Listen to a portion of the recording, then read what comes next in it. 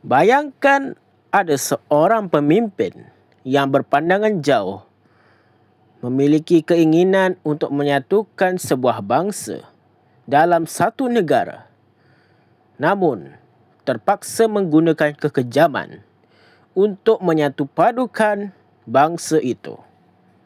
Ya, dia ialah Oda Nobunaga. Kembali lagi kita ke dalam saluran Rafiq The Explanation. Hari ini kita akan menceritakan sebuah kisah tentang seorang pejuang yang berpandangan jauh yang juga merupakan penyatu negara Sakura, negara Jepun, Oda Nobunaga. Bersempena dengan tahun baru 2026, kita akan menceritakan tentang kisah seorang legenda Jepun yang bukan sahaja cerdik, bijak dan juga berpandangan jauh, tetapi juga menggunakan kekejamannya yang bertujuan ingin menyatukan Jepun. Dia ialah Oda Nobunaga. Dilahirkan di Owari, Jepun pada tahun 1534. Oda Nobunaga merupakan salah satu daimyo kecil ataupun bangsawan yang kecil yang terpencil di kawasan itu. Namun, berbeza dengan kebanyakan anak-anak daimyo, Oda Nobunaga boleh dikatakan berbeza. Oda Nobunaga memang tidak suka mengikuti apa-apa dasar yang dibuat oleh daimyo yang merupakan pemilik ataupun bangsawan tanah yang menguasai tanah dan hartanah. Oda Nobunaga lebih memilih untuk meninggalkan tradisi-tradisi yang dianggap ketinggalan zaman dan konservatif, seperti meninggalkan adat samurai dan sebagainya.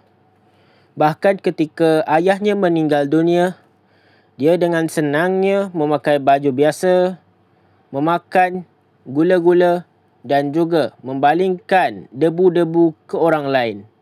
Ramai orang menganggap dia gila, namun baginya dia membenci tradisi dan adat budaya yang sudah lama dan terpuruk sejak lama. Akhirnya dia semakin membesar. Ketika itu zamannya sangat teruk, kacau dan berlakunya pertumpahan darah setiap kali. Di era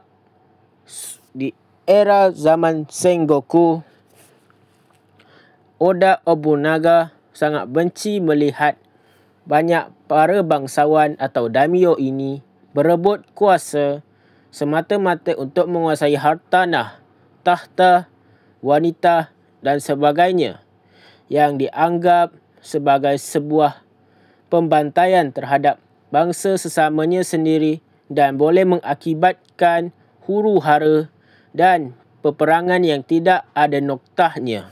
Oleh kerana itu, Oda Nobunaga mencari kebenaran dengan menggunakan kegelapan, iaitu memiliki impian untuk menyatukan Jepun tetapi dengan cara yang kejam. Dia mengumpulkan beberapa pasukannya dan dia membunuh ahli keluarganya seperti adik-beradiknya untuk merebut tahta. Ketika itu, dia merampas, dia membunuh dan dia menguasai kebanyakan kuasa-kuasa Jepun di sana menggunakan taktik kejam. Oda Nobunaga juga terkenal, meskipun dia terkenal dengan kekejamannya yang menyebabkan dia dikenali sebagai Raja Syaitan, namun bagi pengikut dia ialah seorang yang berfikiran jauh, moden dan patut dijadikan teladan. Ketika mereka berperang, daimyo yang biasa berfikir bahawa perang ialah tentang kehormatan. Namun bagi Nobunaga, perang adalah matematik dan kecekapan. Dia menggunakan teknologi baru daripada Eropah, iaitu senjata api arquebus daripada Portugis seperti senapang, yang menyebabkan dia banyak memenangkan pertempuran besar dengan pasukan-pasukan Jepun lainnya yang hanya kebanyakannya pakai senjata tradisional seperti katana. Nobunaga juga memiliki kemampuan yang baik seperti merangsang ekonomi, melakukan pertukaran ekonomi dengan negara-negara barat, berdagang agar dapat mendapatkan teknologi-teknologi terbaru seperti senjata api dan meriam. Dia juga melindungi beberapa para Kristian Jepun supaya dianggap sebagai sahabat dan diplomatik dengan barat agar dapat mendapatkan teknologi dan persenjataan yang canggih dan inovatif. Meskipun begitu, pada tahun 1582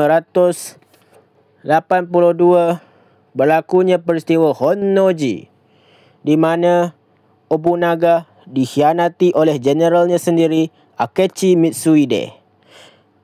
Disebabkan terkepung, Nobunaga memilih untuk membakar hidupnya dan membunuh dirinya sebagai sebuah kehormatan.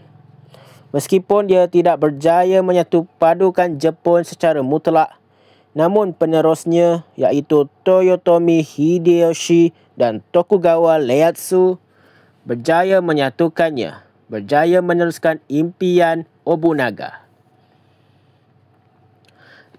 Kesimpulannya, Oda Nobunaga bukan sahaja seorang legenda, tetapi dia ialah penyatu Jepun yang ingin melihat agar bangsanya bersatu padu di bawah negara yang maju dan moden.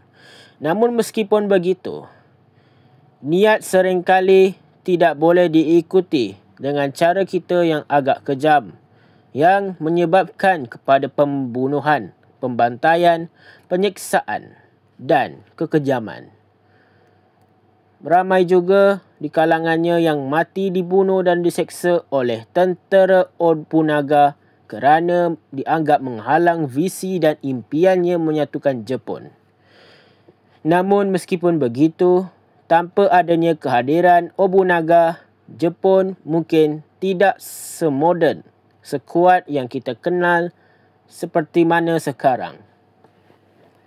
Akhir kata, jika anda ingin negara anda berjaya, maka kita perlu memiliki impian menjadi seorang pemimpin yang berwibawa, kuat kepimpinannya dan sanggup mengorbankan apa sahaja demi kelangsungan, tamadun dan kuasa negara kita.